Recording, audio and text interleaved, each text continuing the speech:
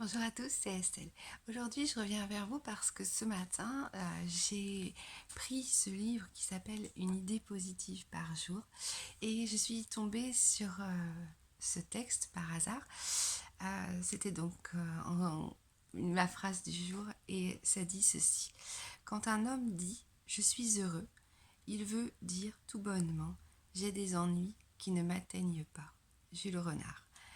Et ça m'a fait penser à un autre texte que j'avais lu un peu dans le même genre, mais plus axé sur le courage, qui était issu du livre de Sophie Peters, Du plaisir d'être soi.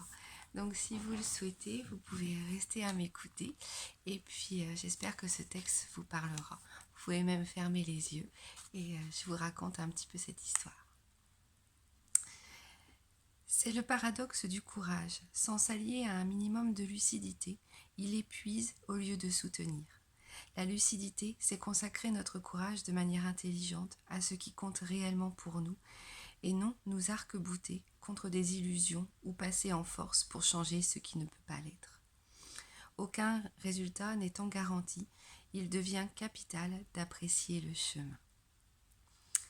Si nos actions sont en cohérence avec nos valeurs, il y a de fortes chances pour qu'elles agissent alors à la manière du bambou chinois, en faisant de l'espoir et de l'optimisme nos alliés les plus sûrs.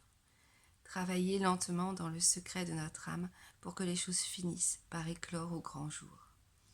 Les courageux sont ceux qui ont l'art de commencer, disait le philosophe, mais surtout de recommencer.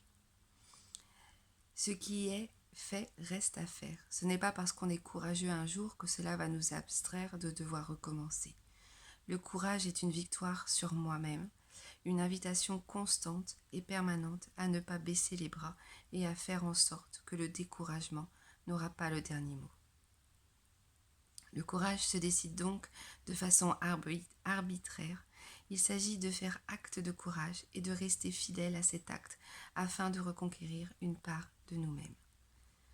C'est le courage qui nous permet de continuer, non pas d'accepter l'inacceptable, mais de surmonter les vicissitudes de la vie et la mélancolie. Le plus difficile dans l'adversité, c'est de faire preuve de constance et de ne pas se laisser décourager. Et le texte continue ainsi.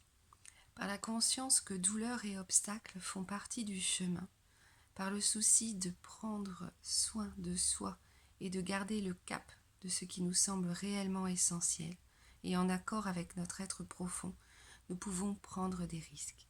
Celui de faire confiance, celui d'être trahi, celui de s'engager et de parfois échouer.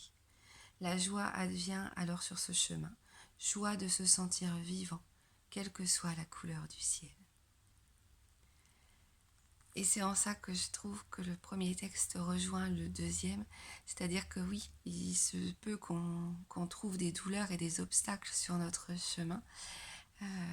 Le plus difficile, c'est de faire en sorte que ces ennuis ne m'atteignent pas, comme disait Jules Renard.